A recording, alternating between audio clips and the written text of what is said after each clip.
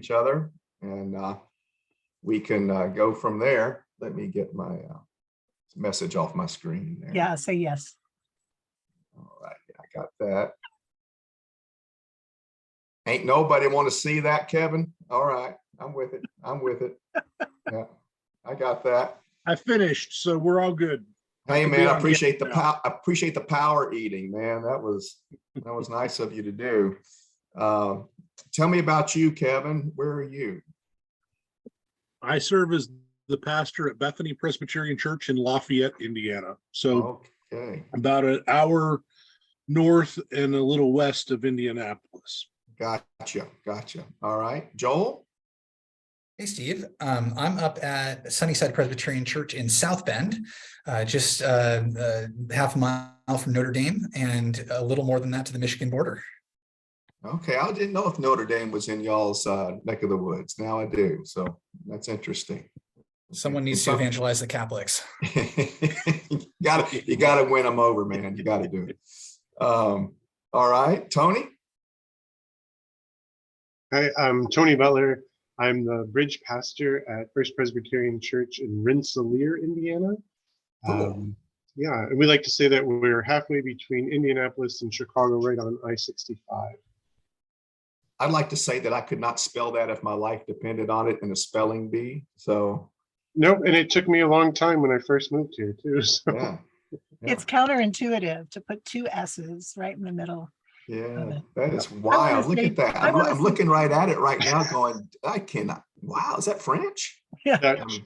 it's Oh, Dutch. Dutch. Okay. Okay.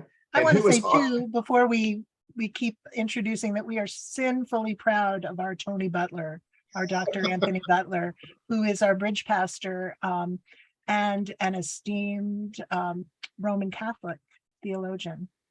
So Wow. I just love the term sinfully proud. I'm going to use that from now on. Oh, I stole it from a beautiful Southerner of huge proportions. May she rest in peace, Marge. I've just lost her name. Marge Carpenter. Oh my gosh. Well, I knew Marge. Yeah.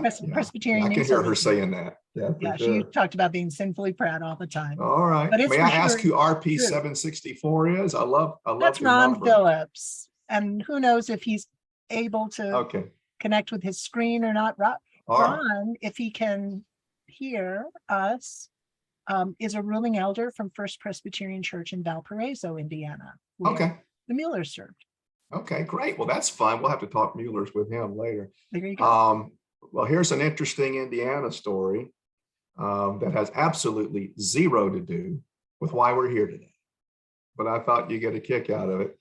I had a dear friend who I met when I was in Nashville many years ago as a young adult. I live in the Nashville area, by the way, named Bob Ritter.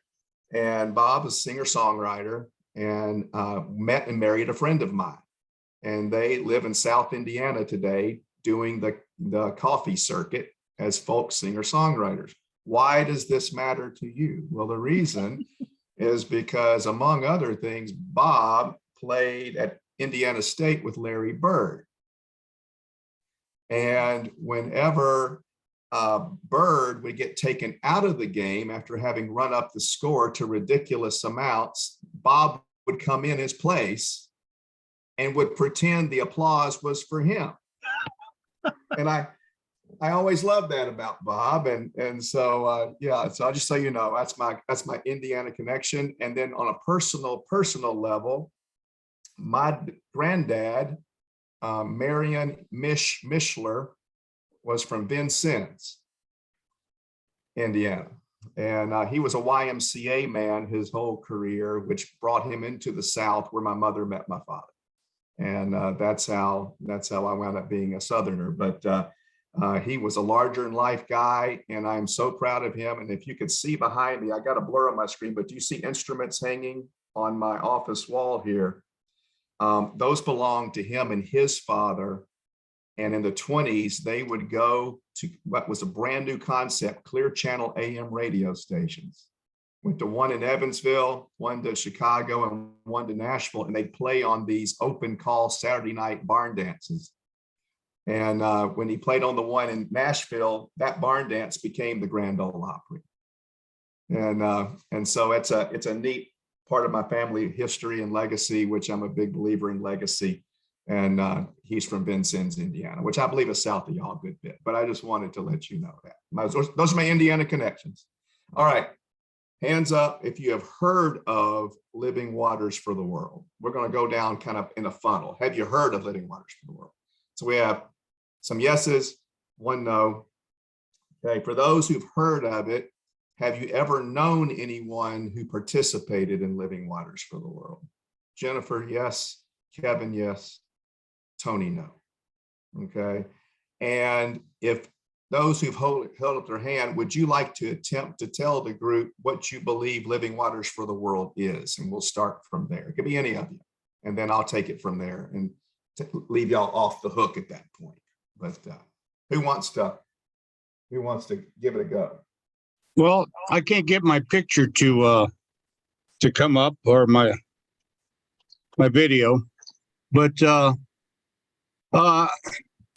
I belong to First Presbyterian Valparaiso, and we had the pleasure of having Mark and Toby as our pastor and assistant pastors. So quite familiar with the Living Waters, and we involved a vacation Bible school rather.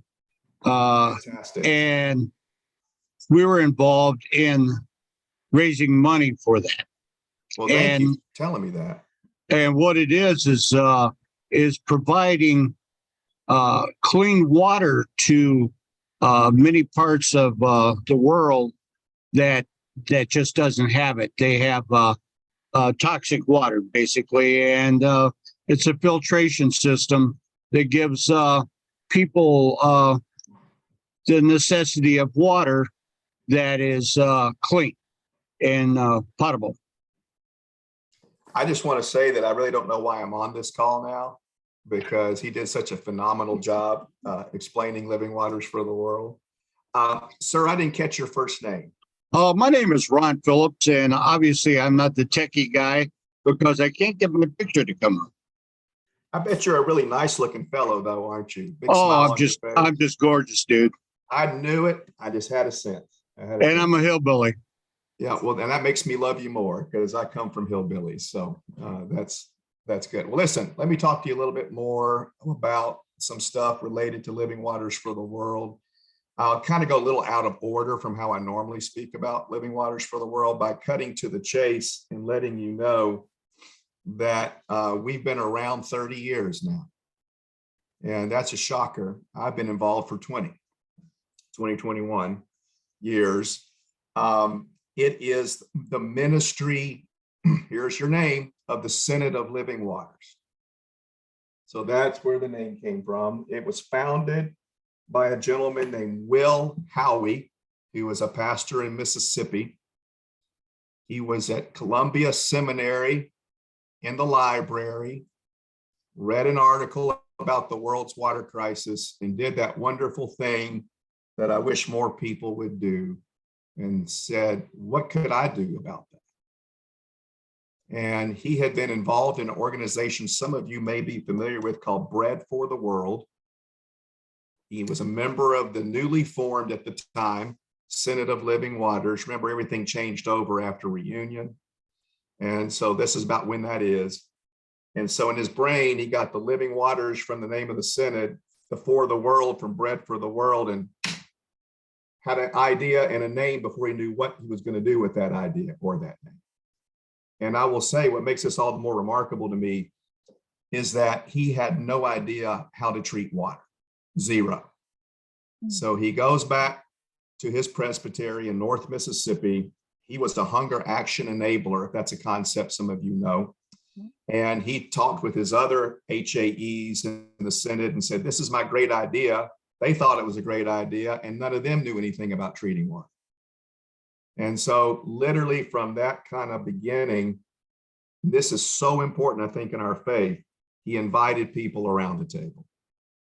And by inviting them around the table, people who knew a thing or two came around the table, and then the experimentation began that led to the water treatment system that we use today.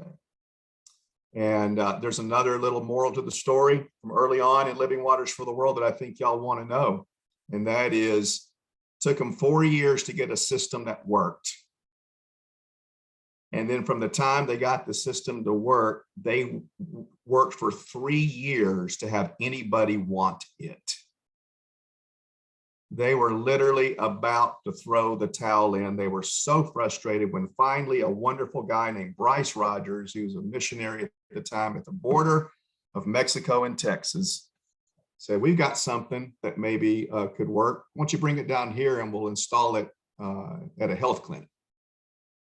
Actually, a church, excuse me. So they go down there and literally they were going to be one and done. Let's just get it installed and let's just be done with this. That's how frustrated they were. And they got down there, y'all, I'm not making this up. Police demanded a bribe they could not afford to pay after they'd installed it. Had to take it apart, and they were about to go home, as dejected as a group of people could be, when someone said, wait, there's a health clinic down the road, they may want it. And that woman's name was Maria Medina. She saw what they were doing. She praised God for them coming. She echoed a phrase that has stuck with us and echoed through the years: clean water is medicine. And they put it in, and y'all, a church formed around that clinic. And that was just enough for folks to say, let's try it again. And I'm not kidding. That was 1996. And that was the beginning of the installations of Living Waters for the World. And that is stunning to me. Y'all know we have a world water crisis. I think that's one of the nice things about talking to folks in the Presbyterian world. They are plugged in more on global issues than many in our country are. 600 million human beings, 600 million in the year 2022, wake up every day with only contaminated water to drink. We think that's a travesty, among many other things in the planet. And we believe that as Christians, we're called to speak into that. And that's our driving impetus to do Living Waters for the World. So we believe, and this is our key phrase, Jesus Christ is living water for our bodies and our souls. That is the motto of Living Waters for the World. And if you're looking for a why statement, why do we do what we do? We believe all of God's children deserve clean water to drink, period. And what I love about that is that ever since, we have attracted all comers to Living Waters for the World: wealthy, poor, white, black, brown, Republican, Democrat, independent, theologically liberal, theologically conservative. Every denomination I can think of, we've trained through our training program. And here's the remarkable thing: somehow or another, everybody gets along. Who'd have thunk it? But at Living Waters for the World, people don't make a entertainment out of hating on each other. At Living Waters for the World, people actually bring all their gifts to the table with a common vision. And that common vision is to work with partners to have clean water flow. And I believe it's the model for what we're called to be as Christians too. Common purpose, acknowledging each other's differences, but not letting that get in the way of where God's calling us to go and be and do. So it's what drives us. It's why we do what we do. I do not want to bore you too much. So what I'm going to do as we kind of talk a little bit is I'm going to show you a little video clip now and again, if this will work, so that you can see it from other people's point of view. And the first thing I want to do is show you a little clip from one of our volunteers named Bill Mendenhall. Bill is a lawyer in Shreveport, Louisiana. And we did a series of Why I Serve videos. This is very brief. And if I can get this to work, I want y'all to hear what Bill has to say about why he serves. And what we're talking about right now is the world's water crisis. So hold on one second. Let's see if I can do this and do it well. Tell me if you see a video about to play on your screen. Just speak up if you don't mind, because I can't see you right now. Yeah, Yes. I got it. Okay, here's Bill. Tell me, yell at me if you don't hear him, okay?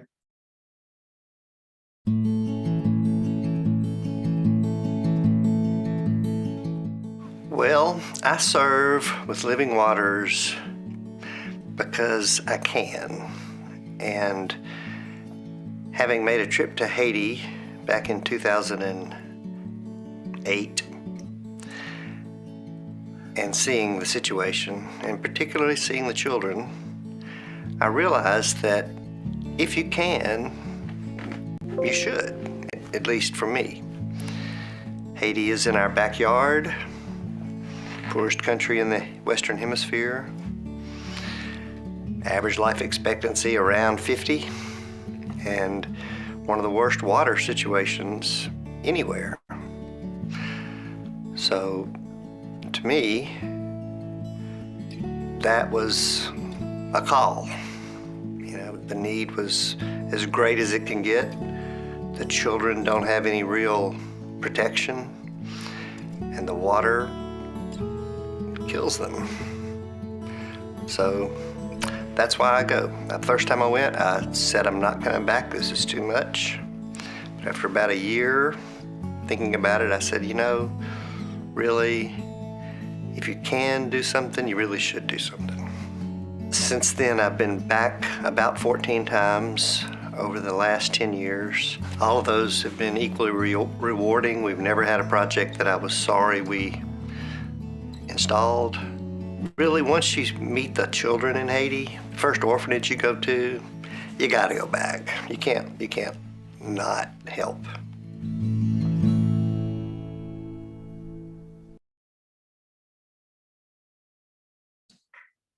Did y'all get that okay? Did y'all able to see that? You know, Bill's very representative of the volunteers that come around our program. One of the things that I love about what we changed at Living Waters for the World in 2004 was we began our training program. And if you're going to carry one thing back to your churches, I want to make sure you understand that.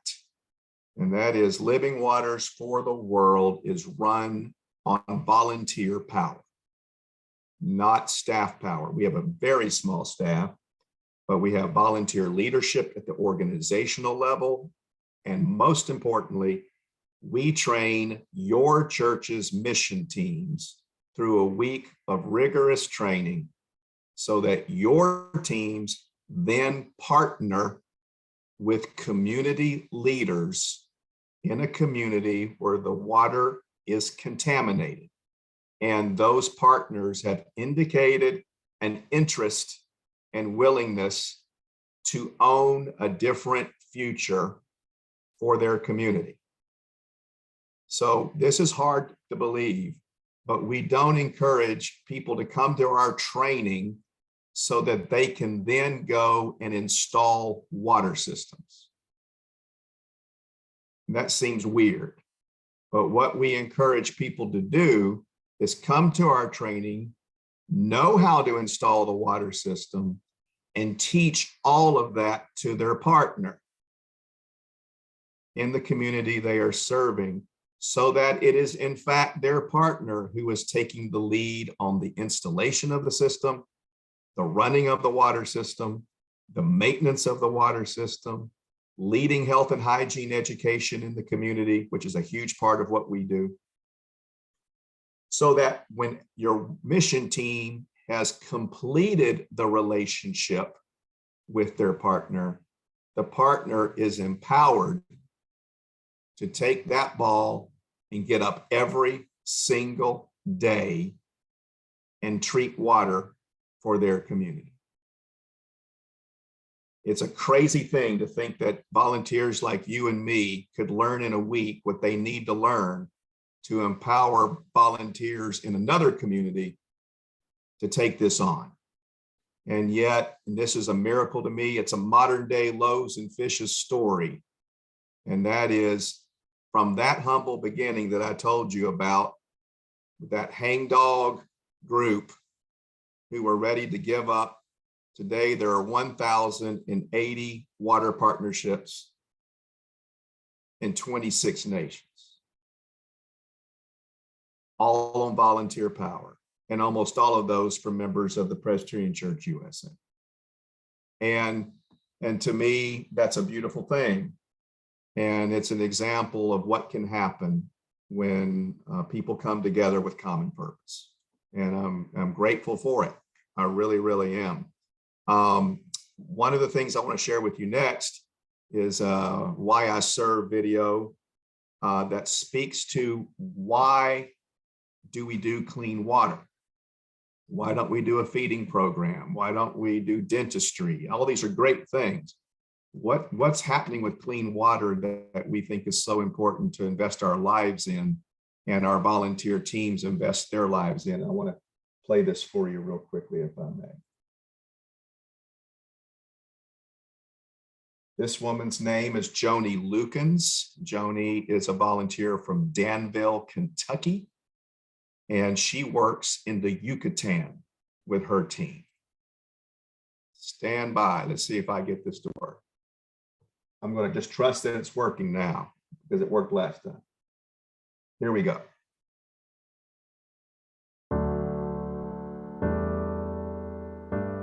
I've worked with Living Waters for the World for about 15 plus years. And I do it because it's such a joyful thing for me. Perhaps I started doing this because I felt like it was a good thing to do, a Christian thing to do. But very soon that transformed into a thing of joy for me, to connect with people and reconnect with people. And one in particular that comes to mind is a little boy whose name was Obed. Obed was about 4 or 5 years old when I first met him. And although he looked like a normal child, his parents told me that he often was sick and couldn't go to school for that reason. When I went back to Montemoria, I saw Obed when he was perhaps 9 years old, and he ran to me and gave me a hug and sat up in my lap in worship. And so that reconnection was so joyful for me. Now, Obed is 15 years old, and he's healthy and strong and plays soccer. And he's just a typical teenage boy. And now each time I go back, they always make sure that Obed is there to greet me so that I can see what the fruits of this ministry have been for this particular young man and for others, of course, in his community. So the joy of seeing little children grow up strong and healthy and able to reach their God-given potential, for me, that's the joy of this ministry.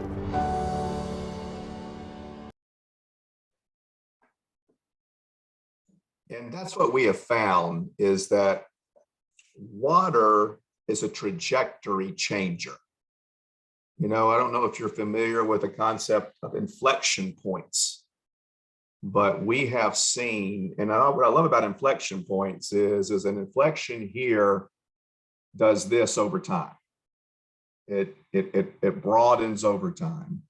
And I want to tell you a quick story about a little boy, one of 8 kids, very poor community, no running water, of course, relying on well water, very typical, and all's well and good till the water table gets contaminated, well's contaminated, and things aren't going well until eventually a water system's installed and the community's health is restored. That little boy's name is Robin Young, and he is my father. And he was one of 8 tenant farmer children in the lower part of Appalachia in North Mississippi, where I grew up. And my dad would be the first to tell you that it's a game changer. And in his case, he went on to get an education and didn't stay on the farm. And from there, here we all are. And so one of the things that I really think is important that we all convey about ministries is what I call the concept of generational change. Generational change. We get so focused, I found over my career, on a moment of change. You know, people want to show the picture of everybody pouring their first glass of clean water. Everybody wants to see the toast, and everybody's having a celebration. And for a mission team, it feels like they've crossed a finish line. I get that. But I would argue that that's actually just the beginning. That is merely the beginning. And when you have generational change, ripples don't just diminish, they intensify. So I want you to think a minute about your own story for a minute. This is important. Think about your life and think about the shoulders you're standing upon. And think about the shoulders those people stood upon. And here's what I'll bet you. I will bet you somewhere back in there, someone didn't have clean water to drink and probably didn't have enough food to eat. I come from people who were Scottish and then fled to Northern Ireland and then went through famine and then came to a new world with nothing. And that drive was to make a better life for their kids and the kids they would never know. And if you want to look at most Southern people, they'll trace back to those people. There were, I forgot how many million people that came over in the 1700s because of the potato famine. Well, here's my point. We're all here, the living proof of generational change.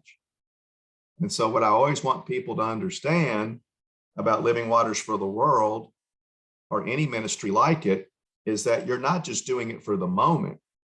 You're doing it because of what's going to happen for people we'll never know. We'll never know. And your water partner will never know them either. They're pouring into the people in their community right now, but that has multiplication effects, and we're beginning to see that. We've been around long enough now that we're beginning to see that. So before I do anything else, I'm going to play one short little clip again, and then we'll just start talking to each other, okay? Let me play this one for you. This is something else. When you hear this one, you'll see what I mean. See if I can find it here.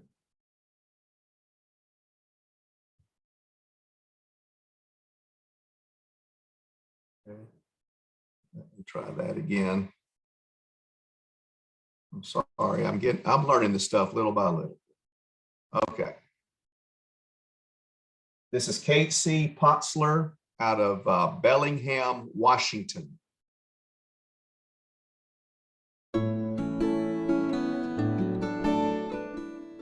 I serve with Living Waters for the World because of relationships.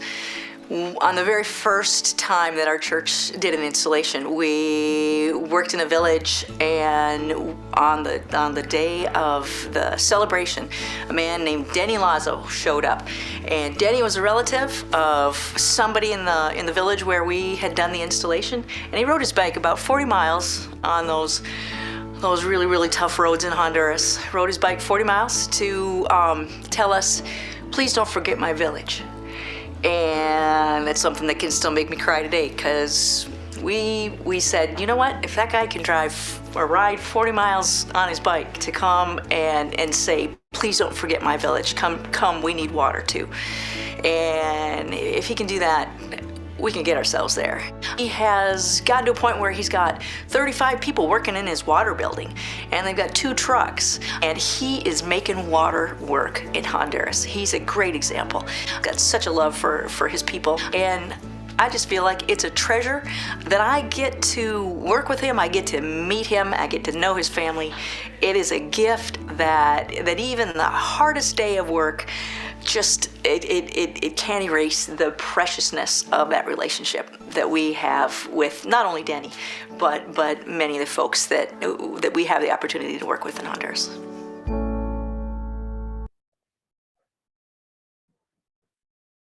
I love that story for two reasons. One, because of what empowerment can do. Dude rides 40 miles on a bike, and he winds up becoming the most important provider of clean water in his community. That's huge. But the second thing, and I hope you didn't miss it, was the impact it's had on Casey and her family.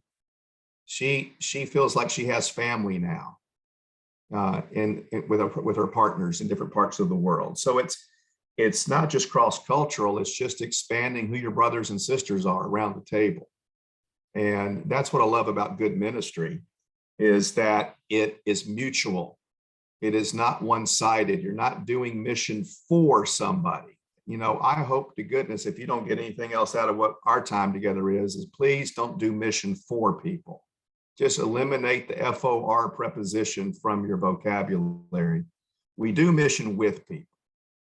God's calling us to follow God in the world together, and everybody's got something to bring to the table. And that's really hard for Americans, y'all. We are such big-hearted folk.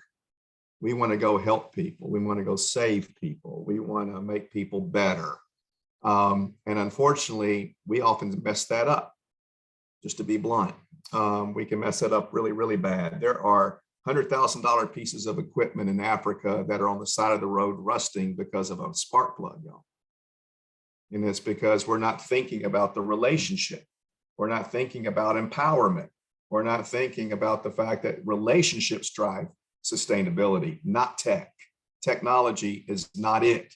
And if I'm ever going to write a book one day, y'all, it's going to be, it's not about the thing, it's about the relationships will be the title. It's not about the thing, it's about relationships. Because we get all hot and bothered about the latest way to clean water, or is this the best filter, or is this the best pipe, or is this the best pump? It has nothing to do with whether or not some kid's going to have water for the next 15 years. A kid's going to have water for the next 15 years because there's leadership at the water system now. And they're buttoned up and they've got a vision for how this is going to work. And so I just love it. It's been transformative for me personally, but it's been transformative to everyone that we train and work with. I would love for your churches to give it a shot. Think about it. Think about joining us in this wonderful adventure. Most of our work is south of here, in Latin America and in the Caribbean. We do have some work overseas. It's more expensive just because it's farther away. But y'all, let's take Haiti, for example, where we can't even travel right now because of all of the civil unrest. You realize that you're a 2-hour plane ride when you leave the southern United States to the part of the world that's the poorest on this hemisphere.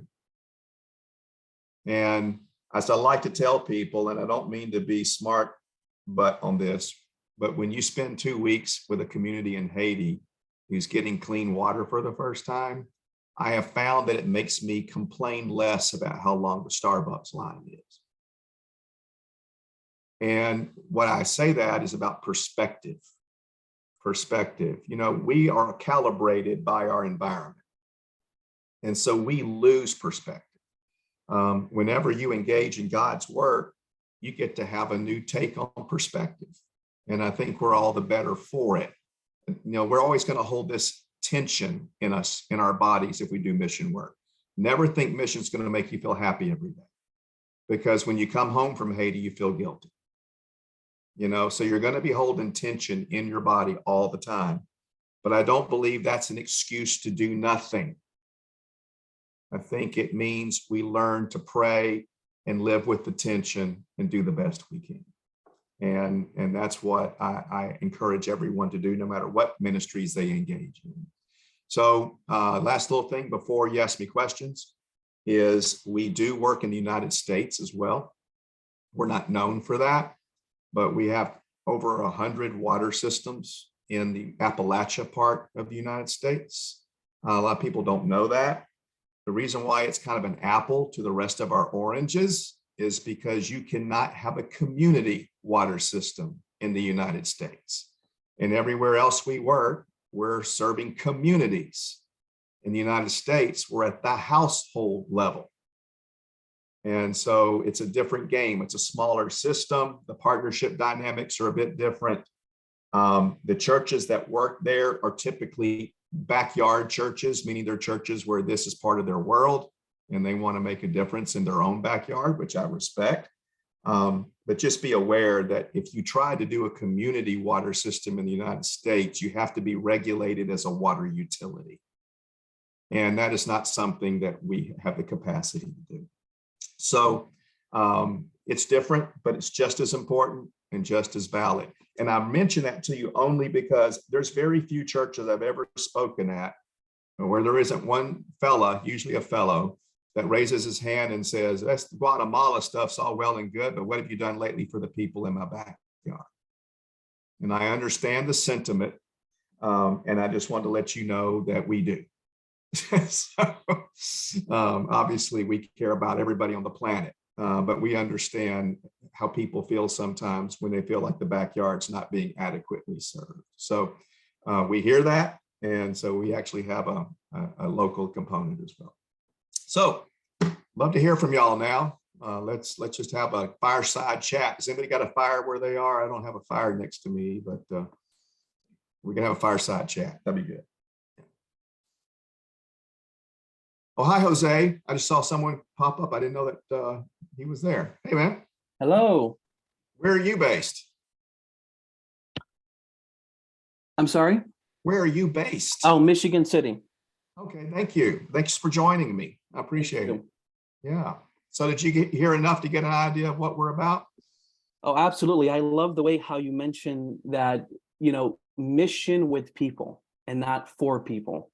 Yeah. And that's so important. God, that is so important because, I was fortunate enough to go on a mission trip to Nicaragua, not for this, but for another mission. And I've seen that that there was a bit mission for the people, which is not wrong. That's fine, but there's not a long-lasting impact.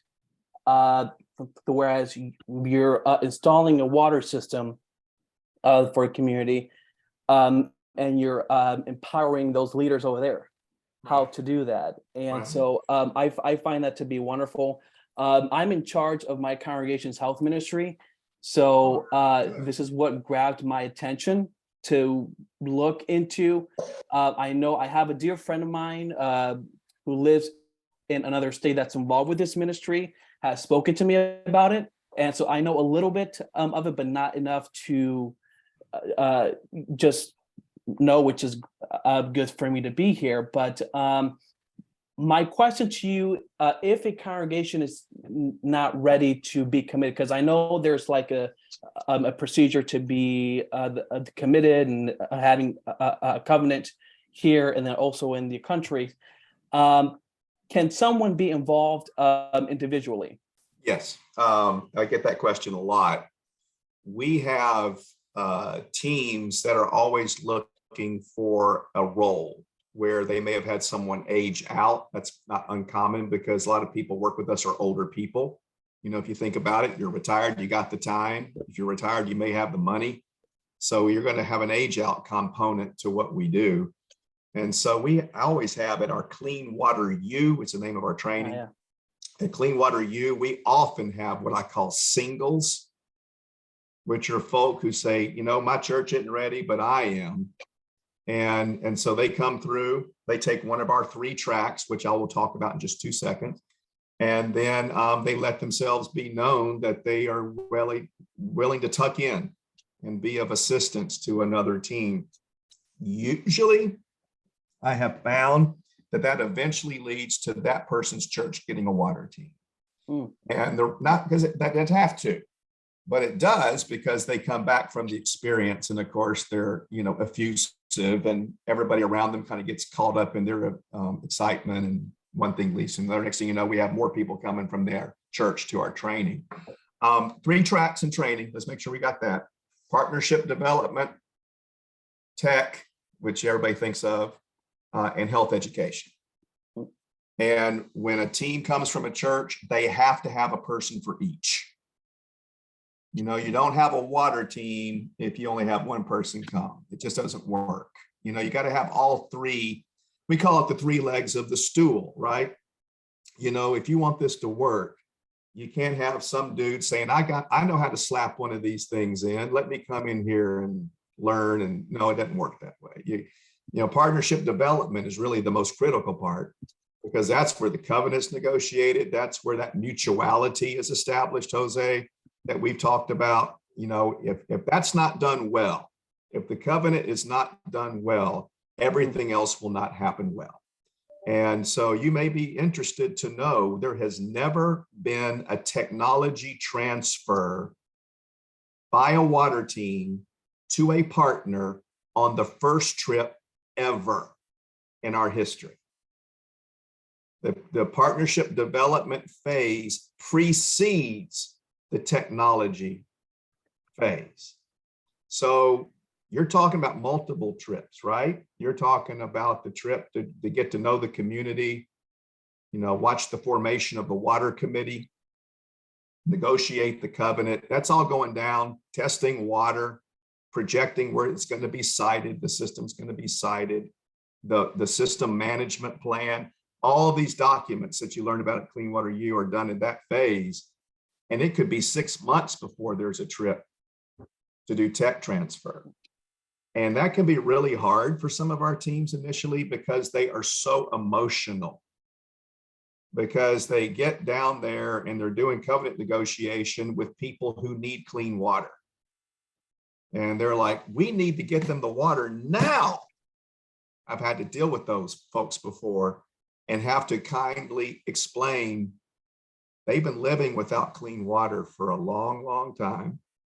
And we want to do it right, because we want a 4-year-old to be drinking water when she goes off to college. So let's not rush. Let's do it the right way. And you got to check your emotions at the door during the partnership development phase to a degree. You've got to really make sure everybody's buttoned up and is ready to do what they need to do. You know, I often tell people, you think it's hard to go to Clean Water U and be in a relationship for 3 or 4 years, because that's what we require. I said, imagine being the folks who step up to say, I'm going to run a water system for the rest of my life. Okay, let's put it in perspective, you know? And so I do think it's important that we just remember who all the players are and what everybody's stepping up to. So, by the way, y'all are going to laugh at me, but this is such a country thing to say. We have not done anything because we're inherently wise. Everything we do is because we have face planted multiple times.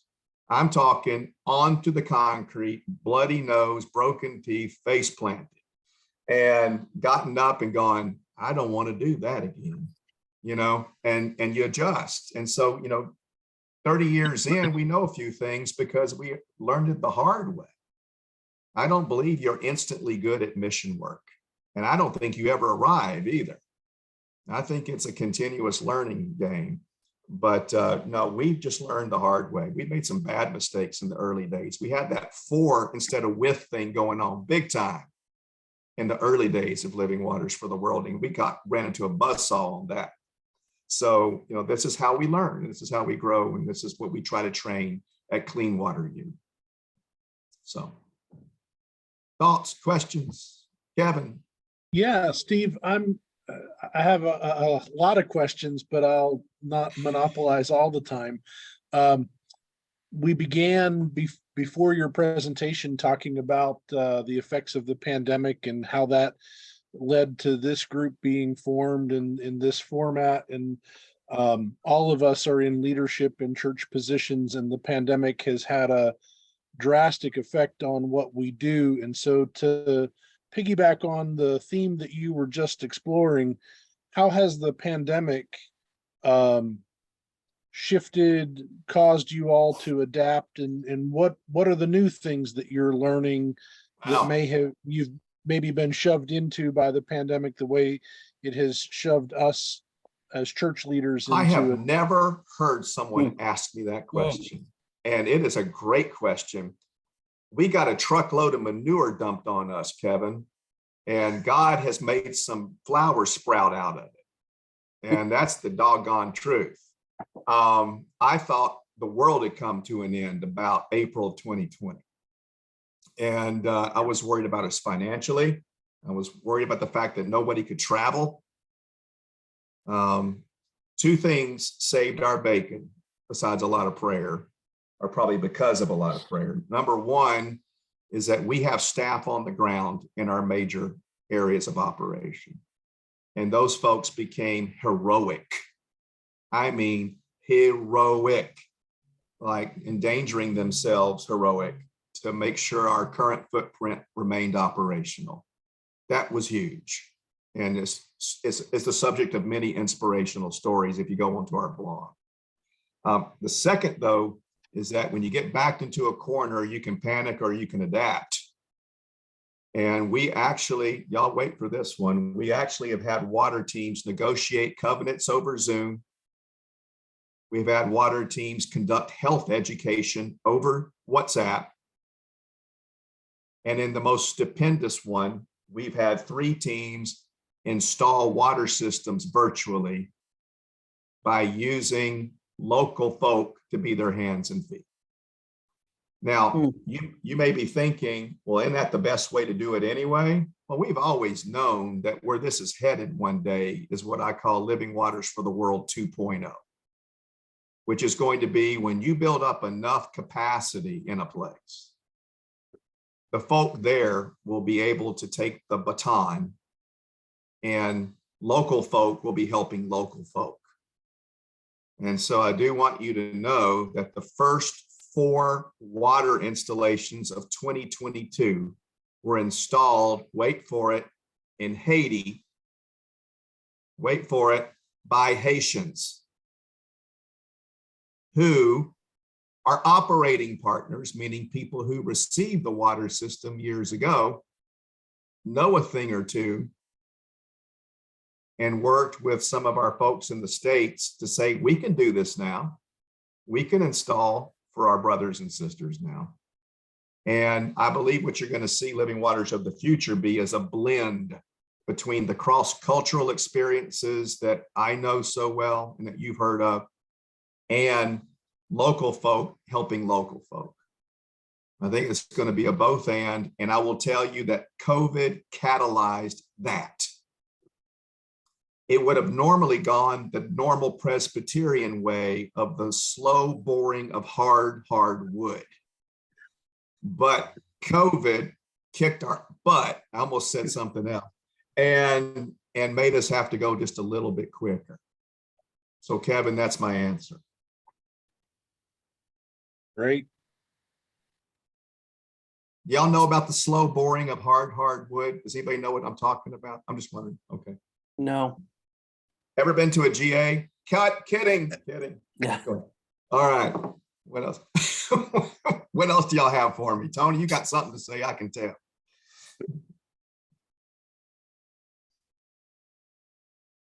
The question that I had was just more about the the training aspect and what that looks like for because I feel like if I were to talk to like our mission committee about this, that would be a question that would come up. Of course. Step one. Training is 4.5 days. It takes place in 2 locations now. This is all brand new. It always took place in Mississippi at a camp in North Mississippi, outside of Oxford, where my arch rival school is located. I'm a Mississippi State man. You can only imagine how I feel about Oxford, Mississippi. I always say God has a wicked sense of humor to make me have to travel to Oxford, Mississippi over and over again. That is where our main campus is located, at a camp there. It's a Presbyterian camp there. But I am happy to tell you that our new location, and it went famously, just happened in October at Camp Johnsonburg in Western New Jersey, just across the Pennsylvania line. So we're able to give people 2 geographic options for training. It's 4.5 days. I told you got to have 1 for each course. Some people bring more than 1 for each course. And it's about $1,000 a person or something like that. And that's all the food, board, tech, everything that we use. We don't run Clean Water U as a profit. We run Clean Water U just to cover expense. And of course, a lot of that goes to the camp, as you might imagine. So that's what we do, and that's how we train. So a team, I'm just gonna go ahead and cut the chase on some money for you, because I think it's always something people want to know. If you're looking at a piece of pie and you want to commit to being a partner with Living Waters for the World, y'all want to take a wild guess what the largest piece of pie is? Airfare. It's travel. That's going to change as more and more of this is going to go virtual in some aspects and in person in others. But you know, the old model was you're traveling 4 or 5 times over 4 years. So of course, travel's huge, you know. The water parts, including tanks that you purchase locally and all of that, it's less than $5,000. Okay, so think about that, $5,000 of parts, and you're changing a community of 200 to 1,000 people. I mean, it's nuts, but travel's a big nut. Training, obviously, if you're running around $1,000, $1,100 a person, you know, those gives you those hard costs. So the hard costs are training and parts. But you got to figure out how you're going to get there. And then when you're there, of course, you know, there's the whole lodging thing, you know, that you work out with your partner, and our staff on the ground facilitate all that. They're also a very important part of our organization because they provide that cultural bridge. They're all bilingual, so they help you not step in it too badly, you know, given the culture that you might be going into. And, you know, people are very loving and accommodating of you stepping in it, by the way. But, you know, as much as you can avoid that, it's always a good thing. We have some cultural sensitivity work we do at Clean Water U for that reason. But so that's the big thing. Training happens twice a year now. We're going probably for 3 a year. Back at, you know, we were 3 a year pre-pandemic. We're back to twice a year, and I imagine we'll be back up pretty soon to 3 times a year. But in 2023, we got one booked for, I think, April, and we have one booked in October. So that's when you would train. We've trained 1,600 volunteers now, you know, since we started the program.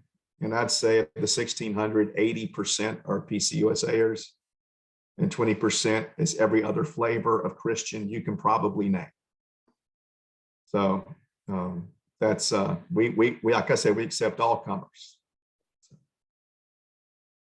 Young people always want to know, how come we don't have college teams?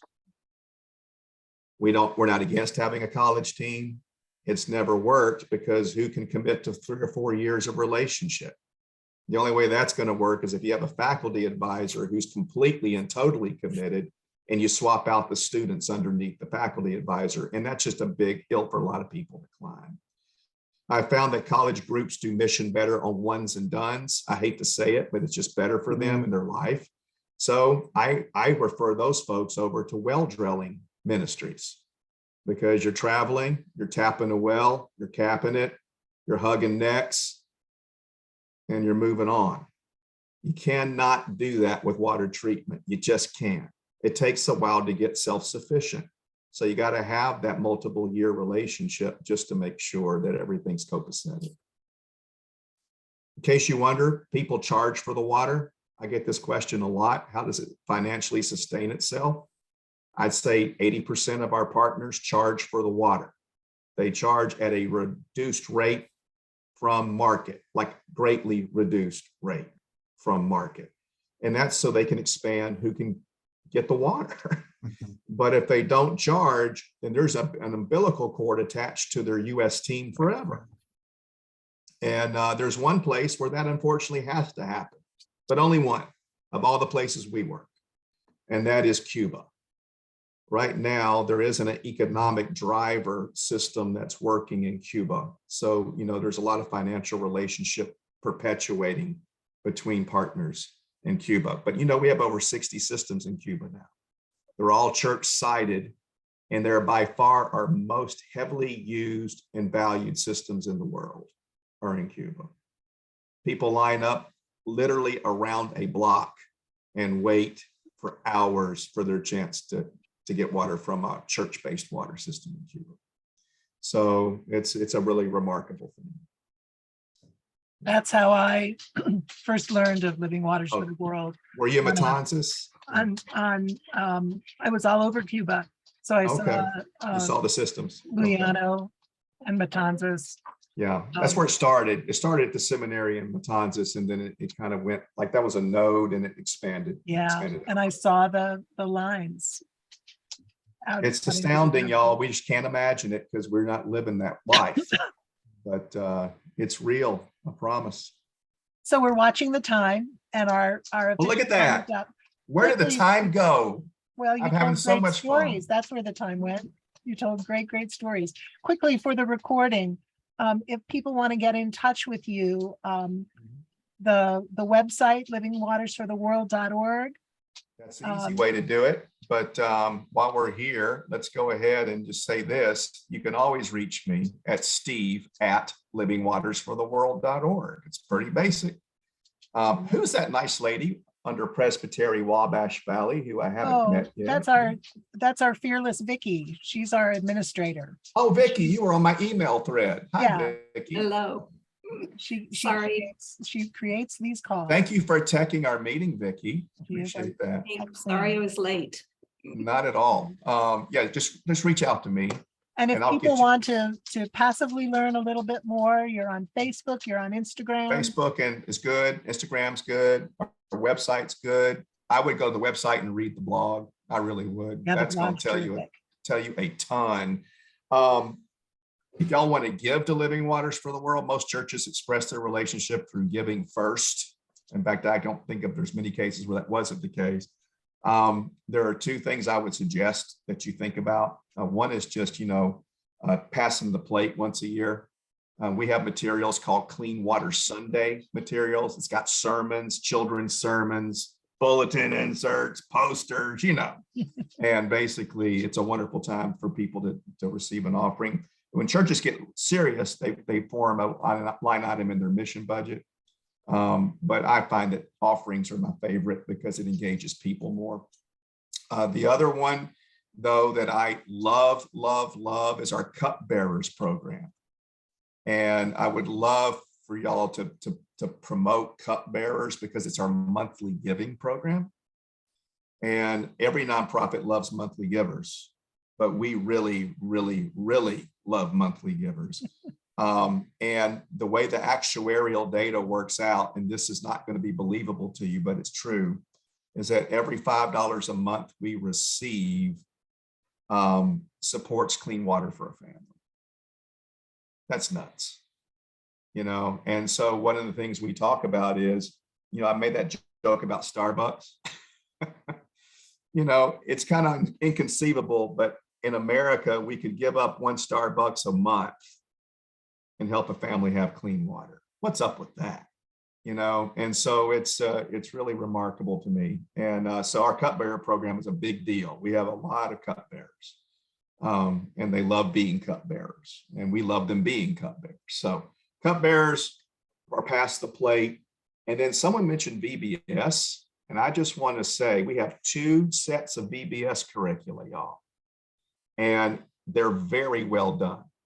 In fact, the lady you heard from named Joni Lukens, I think she was the second video I showed you. Mhm. She is the primary author of both, and she is excellent. So if you've been looking for a vacation Bible school that helps children get a missional identity, rather than the latest bell and whistle coming out of Cokesbury, this is some solid stuff. I mean, seriously, we've had probably 400 churches use it. And it's a neat way to kind of get to know us without having to do more than just do VBS. And that's wonderful. I love that. Indeed, so many resources, Steve. Well, Thank we've you. had 30 years to work on it, Jennifer. So, Well, here's to the next 30. hey, there you So go. everybody has clean water. I want to invite folks to stay for Lingering in the Narthex if you wish and are able. For those who have to run, we excuse you with and send you off with our blessings. We're going to stop recording right now, and